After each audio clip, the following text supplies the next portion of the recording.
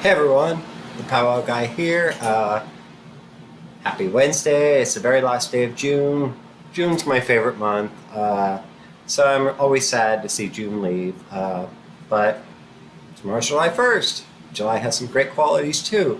Um, but we're not here to talk about July. What I wanted to do was do a little email update. I've gotten a couple of questions in the past month or so. Uh, I've responded to everyone, but I thought they would make for good discussion on here. People kind of post some interesting questions to me, um, sometimes controversial, sometimes just kind of interesting, things I hadn't thought about. So, anyway, I have a couple here that I wanted to get through, and I thought this would be a good, kind of a learning experience if you're coming here to learn about Powwow. These questions are kind of a good, a good start for that. So here's one here. Okay, this is from Myra. All right, I'm only going to give you their first names. Okay, Myra writes, "Do you get more male patients or female patients?" That's a really interesting question, and it seems to be across the board with magical practitioners. That the majority of the people that come to us, our patients or clients, whatever you want to call them, are female. I don't know why that is. I would say that out of every 10 clients I see, 9 of them are women, and 1 would be man. I don't know why that is. I don't know if women are just more interested in alternative healing methods, or women are just naturally more I don't know. I don't want to get into those gender stereotypes because I hate that. Sorry, I just gotta move this. But there is a little bit of truth to that. So sometimes people say women can be a little more nurturing, and so therefore more willing to reach out and find more alternative methods of healing. That may be true. That may not be true. I myself am a very nurturing person, so I think if there was anything in my family going on, anyone in my family that had any kind of illness or issue going on, I would do anything and everything I could to help heal that person or even myself. So I might be more likely to reach out to alternative healing methods, but part also is. I don't know. I don't know what the answer is. But the answer is I definitely have more females come to me for help. And, only God knows why. I can't explain it. It seems that a lot of the men that contact me for assistance do so via distance. They don't come here. Now, I prefer to see clients here in my home where I can have a one-on-one sort of engagement with you. I believe Powwow works best that way, at least for me. Some people could be phenomenal healers via distance. I would really rather see you in person. So there you go, Myra. The answer to that is mostly women. I wish I could tell you why, but nobody knows, or at least I don't know. Okay. All right. Speaking of men, this is from Alan. All right, Alan. Actually, no. I'm gonna skip this one, and I'm gonna come back to it. All right, Alan. Your email is going to be addressed, but I'm gonna come back to it because it's heavy duty. So let's go to this next one. All right.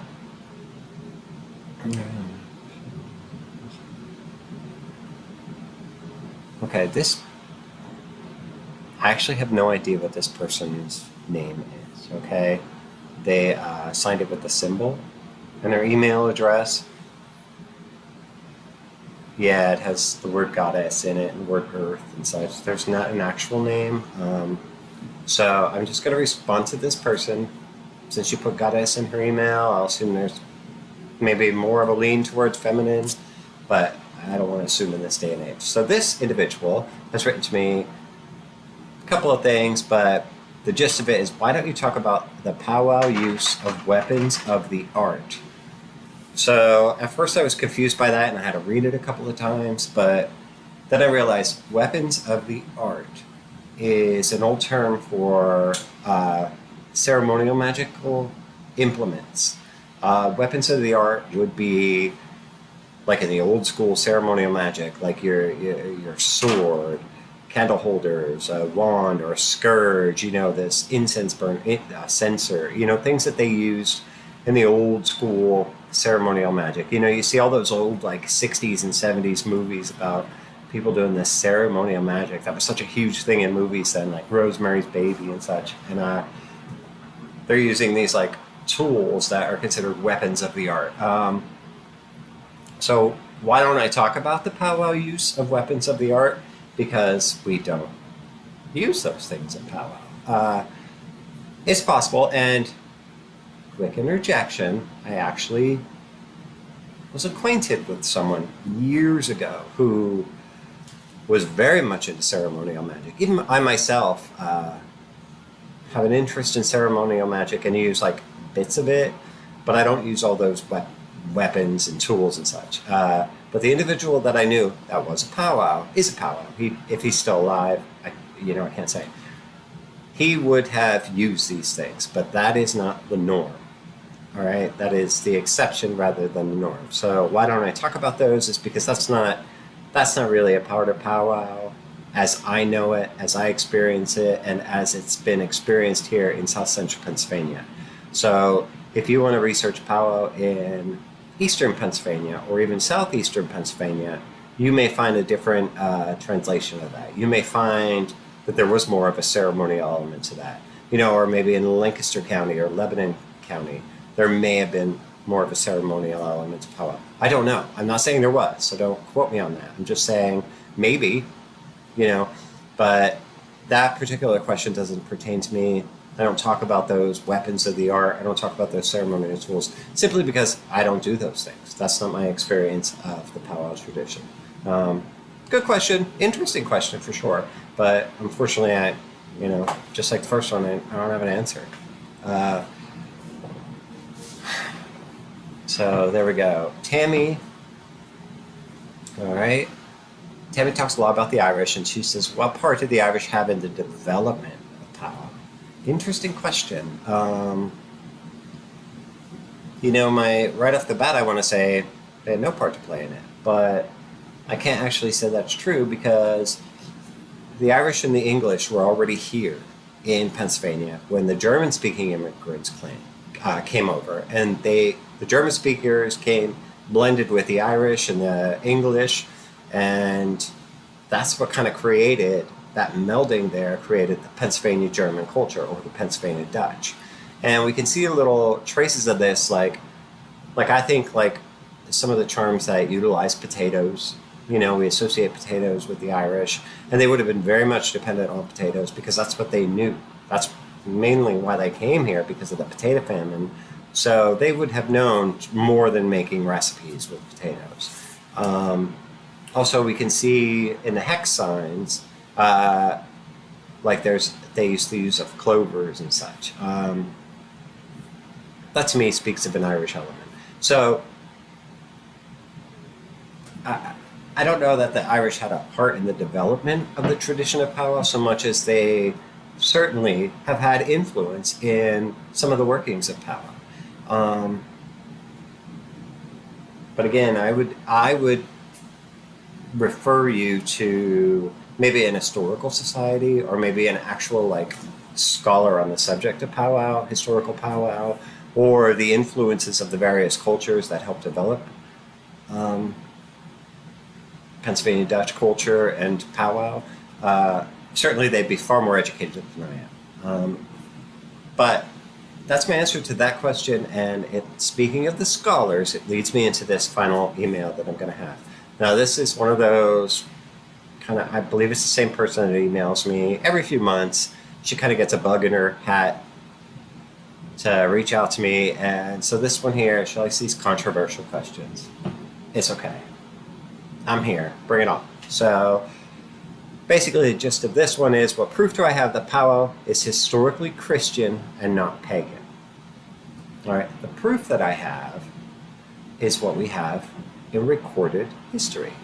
All right. The proof that I have is in the actual texts that are used in Powwow. And say what you want. Yes, there are people that have written their own charms and such, but the vast majority of practitioners throughout history, and this is indisputable in my opinion, have used charms that come from the long lost friend. Prior to the long lost friend, they were using Egyptian secrets of Albertus Magnus and the Romanus booklet. All right. Some believe they were using Saint Cyprian. Fine. That's fine too. You look in those books and you tell me what those origins are. The origins of that work is very much believed, and you look at a scholar like Owen Davies, and he'll reaffirm this for me, that prior to that it comes from medieval Catholicism. So what proof do I have that it was Christian and not pagan? Well, what proof do I have otherwise? Like, there is only proof to show that it was always a Christian tradition. Now, nothing comes from a vacuum. Nothing just is born out of thin air. So who knows where it was before the medieval times? Who knows? I mean, we can trace Powwow back to Coptic Christianity. That's like when the Egyptian mysticism was blending with the early Christian practices. Anything other than that would be kind of a mystery. Hang on. So anyway, sorry about that, but what proof do I have? Well, all I can say is there are noted scholars in the tradition of Powwow and in the study of Pennsylvania German culture in general. David Kriebel, and you need to look him up. David Kriebel is Kriebel. All right, look him up. I'm going to read to you a snippet of an email he sent to me. This was years ago. This was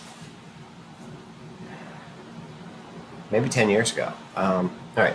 Dear Robert, just a note of appreciation for your comprehensive website on powwowing, especially your clear and accurate position that powwowing is a Christian practice, and that, contrary to other sources, the Christianity cannot be optional. All right, that's just a part of an email he wrote to me years ago. All right, he has been a scholar of this for years. This is his life's work. All right, and we have what he gave us. Let me look here. I had to bring it up.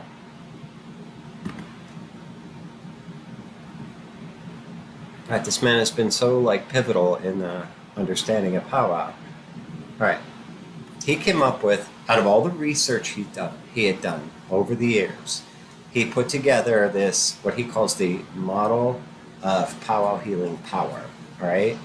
So here are the 4 elements that constitute what it means to be a powwow, according to David Kriebel, a foremost authority on the subject. All right, it doesn't get better than this. God is the source of all healing. That's number 1. Number 2, healing power is channeled from God. Number 3, God controls the use of this power. And number 4, belief in God is necessary in order to powwow. He goes on to say that people like physicians are given the skills and the knowledge by God to bring healing into the world. Whereas a powwow, we call upon God, and God channels that energy through us. It's all grace and glory go to God. So you come to me for healing. What I'm doing is calling on God to bring that healing to you. You go to a physician to heal you, and they're using the skills and the knowledge given to them by God to bring healing to you. That's the difference. But that is the Kriebel model of the healing power of Powwow. So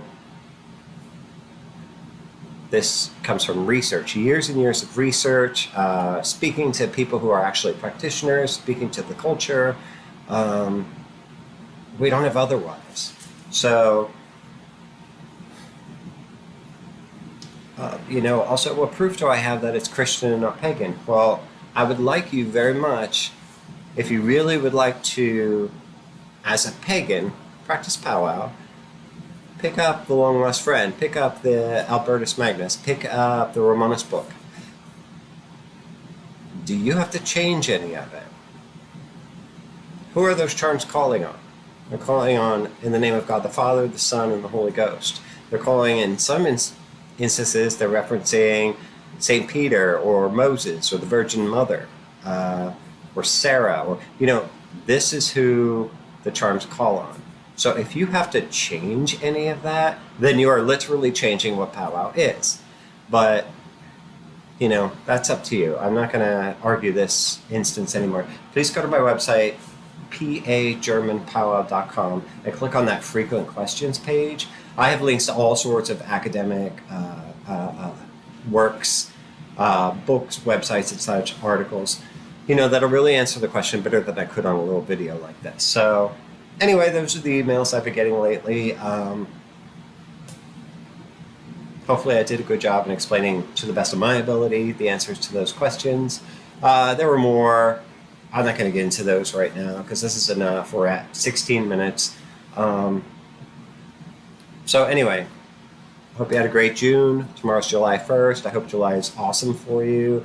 Don't forget, tomorrow is the 4th quarter moon. Moon moves into Aries late tonight and stays in Aries until around midnight tomorrow night. So great time to get rid of stuff. Great time to return that hexerite to its source, banish some stuff, overcome your enemies, whatever. So, all right, that's all I got for tonight. Love you guys.